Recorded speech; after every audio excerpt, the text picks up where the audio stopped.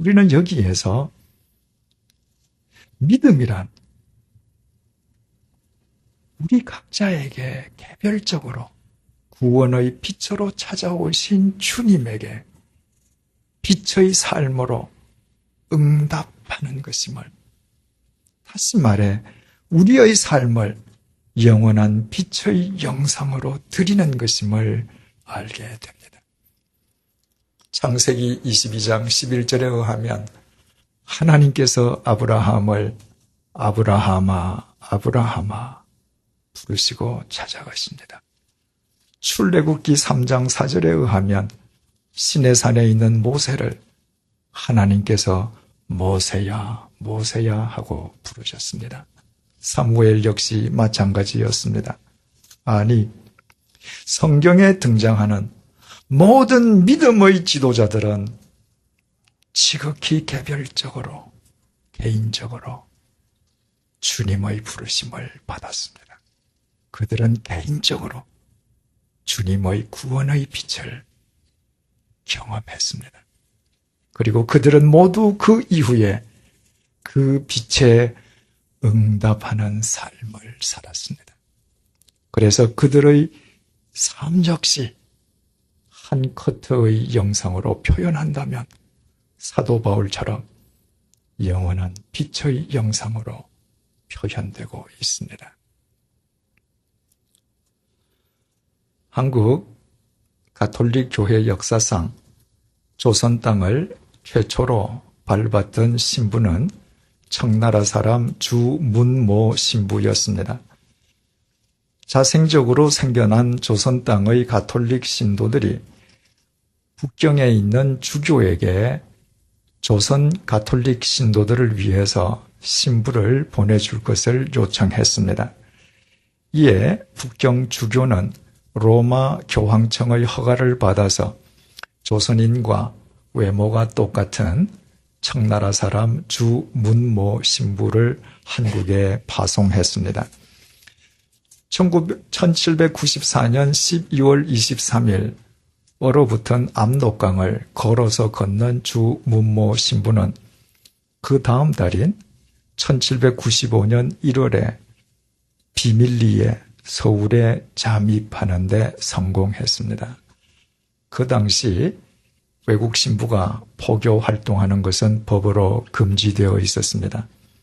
그러나 비밀리에 주문모 신부가 얼마나 사목 활동을 활동적으로 헌신적으로 했든지 그가 조선 땅을 밟을 때에 조선 전역에 4,000명밖에 없었던 가톨릭 신자가 그가 조선 땅에 들어온 지 6년 만에 무려 1만 명으로 늘어났습니다. 그러나 결국 주문모 신부의 정체가 드러나고 맙니다. 조선 조정은 주문모 신부 체포령을 내렸고 주 신부는 몸을 숨겼습니다. 조선 조정은 주문모 신부를 잡기 위해서 한국 가톨릭 신도들을 잡아다가 고문하면서 그의 소재를 털어놓기를 강요했습니다. 그 고문을 이기지 못한 가톨릭 신도들은 고문의 현장에서 죽어갔습니다. 서울을 떠나서 남의 눈을 피해 주문모 신부는 의주에 도착했습니다. 이제 눈앞에 있는 압록강만 건너가면 자신의 조국 청나라요, 자신의 생명은 안전을 보장받을 수 있었습니다. 그러나 압록강까지 가서 압록강 앞에 섰음에도 주문모 신부는 선뜻 압록강을 건널 수가 없었습니다. 자기 때문에 애꿎은 한국 가톨릭 신도들이 고문받고 죽어가는 판에 자기 혼자만의 안위를 위해서 차마 압록강을 건널 수는 없었던 것입니다. 주문모 신부는 오랜 번민 끝에 스스로 서울로 되돌아와서 의금부에 자수했습니다. 그리고 1801년 49세를 일기로 참수형을 당했습니다. 그가 사랑하는 조선 가톨릭 신도들을 위하여 그 자신이 스스로 순교의 길을 선택한 것이었습니다.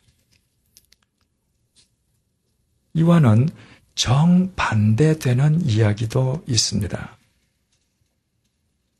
일본 작가 엔도 슈사크의 침묵은 17세기 일본 가톨릭 신도들에게 가해졌던 박해와 관련해서 역사적인 토대 위에서 쓰여진 소설입니다.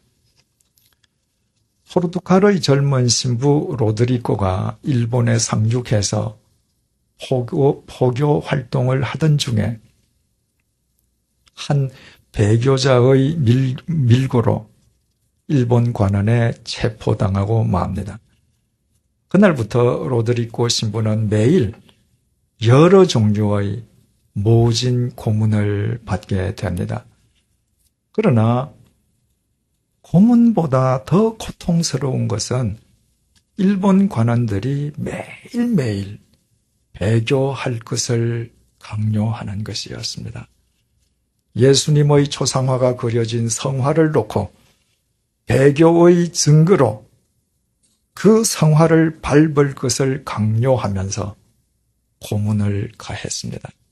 만약 그것뿐이었다면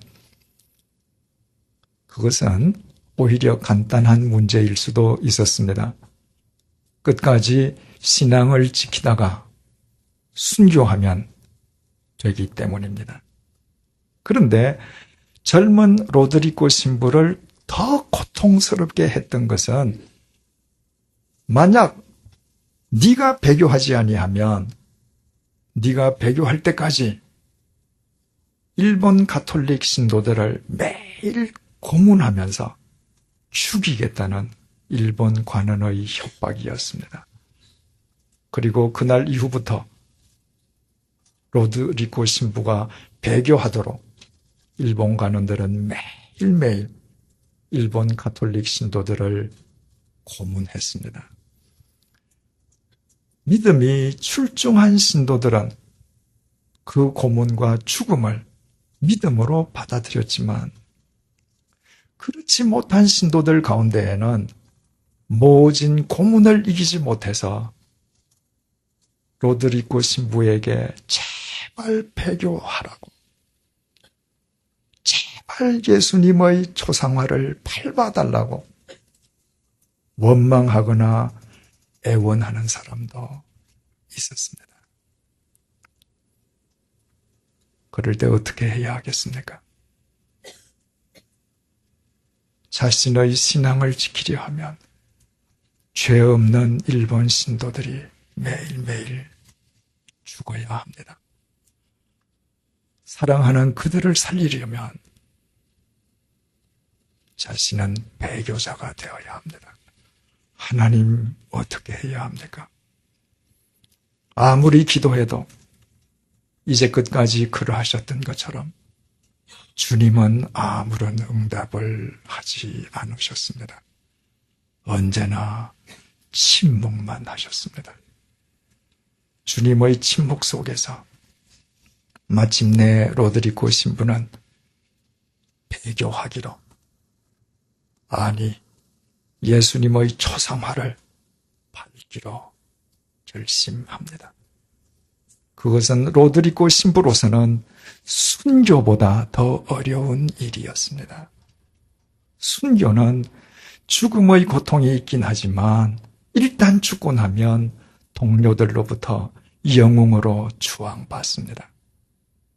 그러나 배교자는 죽을 때까지, 아니 죽은 뒤에도 동료들로부터 영원히 배신자로 매도당해야 합니다.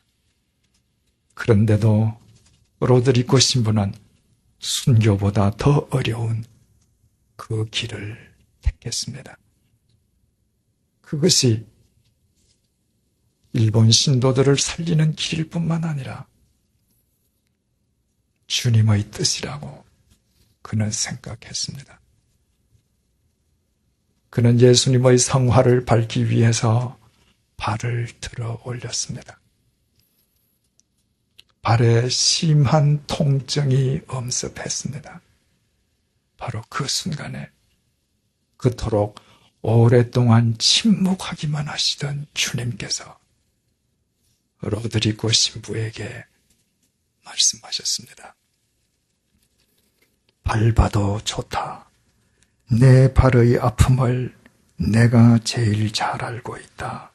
밟아라. 밟아도 좋다.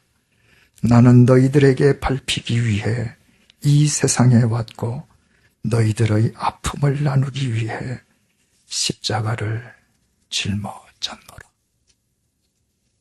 예수님께서는 십자가에서 짓밟히심으로 우리를 살리셨고 젊은 로드리고 신부는 배교사로 사람들에게 짓밟힘으로 신도들을 살렸습니다. 전혀 상반되어 보이지만 주 문모 신부는 신도들을 사랑하기에 순교의 길을 택했고 로드리고 신부 역시 신도들을 사랑했기에 순교보다 더 어려운 예수님의 초상화를 밟는 길을 선택했습니다. 그들의 공통점은 그들 모두 자기 자신을 위해서 그 일을 행한 것이 아니라 주님을 위해, 주님의 증인이 되기 위해 그 길을 선택했다는 점입니다. 그래서 그 두 사람은 모두 그리스도인들 앞에 영원한 빛의 영상으로 살아 있습니다. 오늘 본문 속의 사울이 우리 각자의 이야기라는 사실을 알고 계십니까? 우리가 주님을 알기도 전에 주님께서는 우리의 이름을 부르시며 우리를 찾아오셨고 우리 각자에게 개별적으로 구원의 빛으로 우리를 감싸 주셨습니다. 그렇다면 이것을 머릿속에서 영상으로 그려보십시오. 칠흑 같은 어둠을 헤매던 우리를 주님께서 구원의 빛으로 찾아오셨습니다. 주님께서 그 빛으로 우리를 감싸고 계십니다. 그렇다면 우리는 남은 것은 주님의 그 빛의 삶으로 우리가 응답함으로 영원한 빛의 영상을 완성시키는 것임을 알게 됩니다. 사랑하는 교우 여러분, 우리 각자에게 개별적으로 구원의 빛으로 찾아오신 주님에게 빛으로 응답하십시다. 어둠 속의 양귀비가 자기에게 임한 빛 속에서 양귀비의 진홍빛을 황홀하게 바라던 그분의 빛 속에서 이 어두운 세상 속에 그분의 빛을 바라는 그리스도인으로 살아가십시다. 그때 우리의 삶은 매일매일 주님 안에서 영원한 빛의 전시회가 될 것입니다. 기도하시겠습니다. 주님